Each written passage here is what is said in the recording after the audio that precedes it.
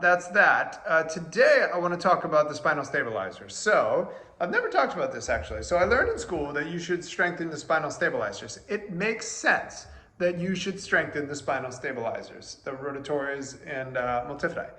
And it makes sense. It makes sense that you should do that. But I don't do things that make sense. I do things that work. So when it comes to the spinal stabilizers and the multifidi and rotatories, I don't touch them. I don't need to strengthen those people.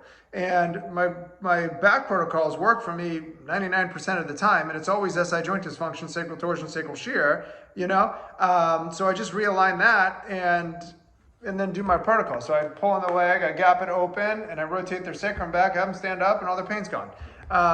And that is what I do, is the protocols that I've developed, and nowhere in there do I need the spinal stabilizers. When I add the spinal stabilizers to it, nobody gets better any faster, no more people get better, it's just the same. So in other words, I didn't need it. And that's how I developed these protocols, is just by process of elimination.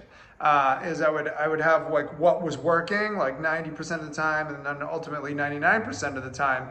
And then I can take something away and put it back, and to see like if my patients are going to get better any faster or not as fast, or you know what I'm saying? So that's what I've done over my career. I've been able to help these people and develop these protocols. So when people say, oh, you need to do X, Y, Z, I sit there and say, let me try that first. So I can try and see what happens in my patient population. So anyways, that's that. I don't strengthen the multifidi and rotatories.